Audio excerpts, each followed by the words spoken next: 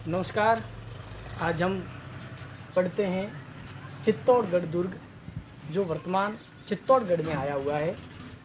सबसे पहले देखेंगे इसका निर्माण।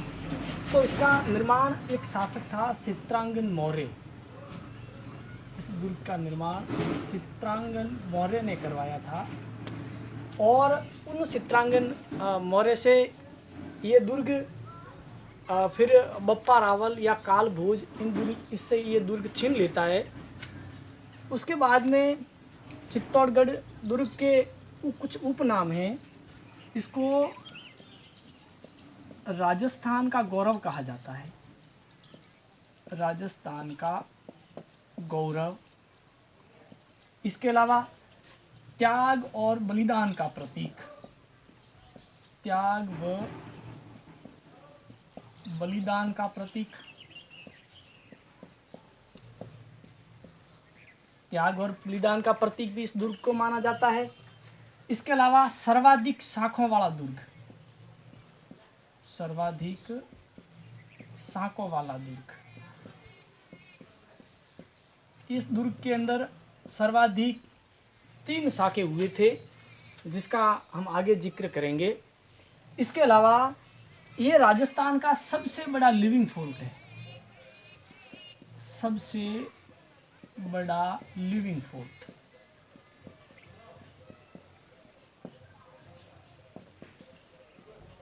दूसरे नंबर का सबसे बड़ा लिविंग फोर्ट जैसलमेर दुर्ग है। इसके अलावा इस दुर्ग के अंदर कृषि भी की जाती है और क्षेत्रफल की दृष्टि से राजस्थान का सबसे बड़ा दुर्ग चित्तौड़गढ़ दुर्ग है। इस दुर्ग के बारे में एक कहावत है, गढ़ तो चित्तौड़गढ़, गढ़ तो चित्तौड़गढ़, बाकी सब गढ़ैया, बाकी सब गढ़ैया। यानी इस दुर्ग को पूर्ण दुर्ग का दर्जा माना गया है और ये सभी दुर्गों के अंदर सर्वश्रेष्ठ दुर्ग इस दुर्ग को बताया गया है। बात की जाए इस दुर्ग के श्रेणी की, तो ये गिरि दुर्ग की श्रेणी के अंदर आता है। तो गिरि दुर्ग की श्रेणी में ये दुर्ग है। पठार है, मेसा के पठार पर यह दुर्ग स्थित है। मेसा का पठार, इस पठार पर यह दुर्ग है और इसका आधुनिक निर्माण महाराणा कुंभा ने करवाया था। महाराणा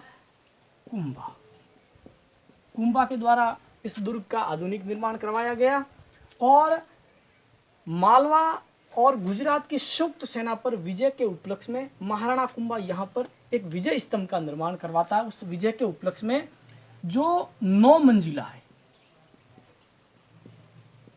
9 मंजिला है, ऊंचाई उसकी 122 फीट है, 122 फीट ऊंचा है।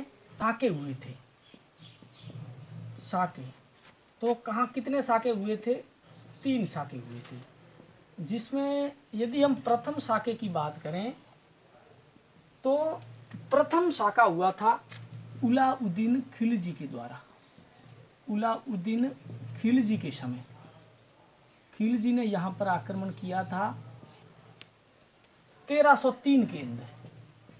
1303 के अंदर उस समय यहाँ के शासक थे रावल रतन सिंह।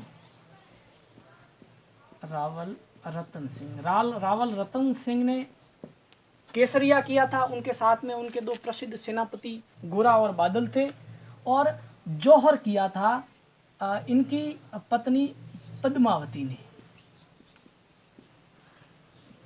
ने जौहर किया था।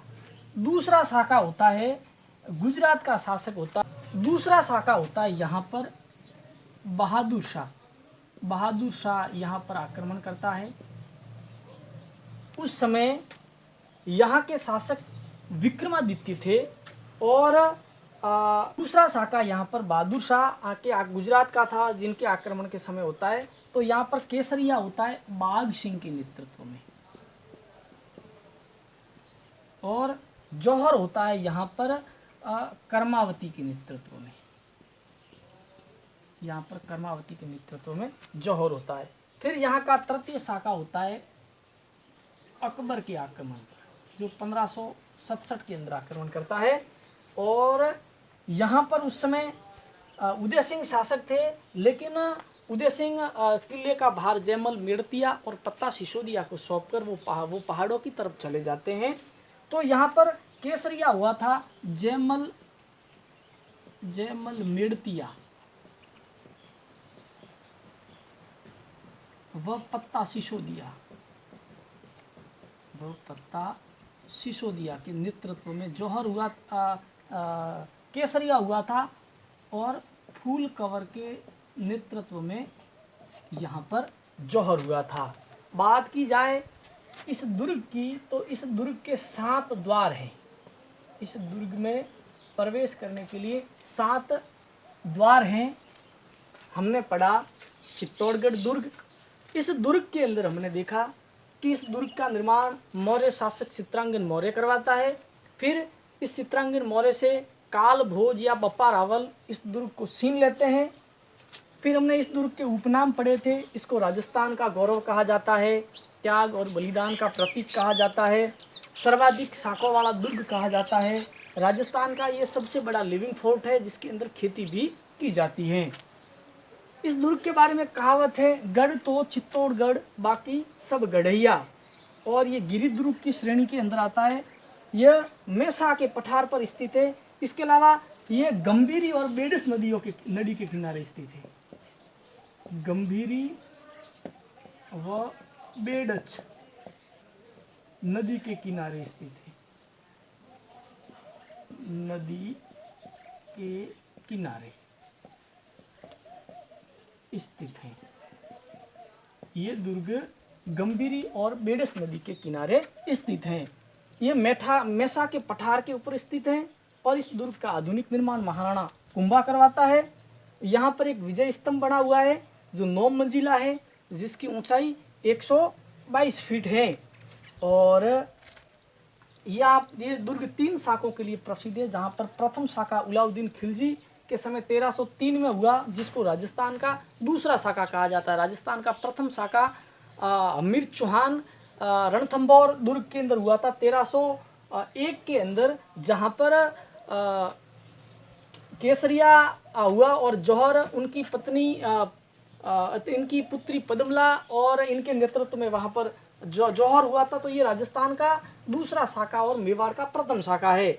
यहाँ पर दूसरा शाखा हुआ बहादुर शाह के आक्रमण के काल में। यहाँ पर केसरिया उस समय बादशाही करते हैं और कर्मावती के नेतृत्व में जौहर होता है। तीसरा शाखा 1567 के अंदर अकबर के आक्रमण काल के दौरान होता है, जहाँ पर केसरिया जयमल मेड़तिया और पत्ता सिसोदिया करते हैं। तो इसके अलावा यहाँ पर फूल कंवर के नेतृत्व में जौहर किया जाता है। साथ ही कैसा लगा वीडियो? यदि अच्छा लगा है तो चैनल को लाइक और सब्सक्राइब जरूर करें।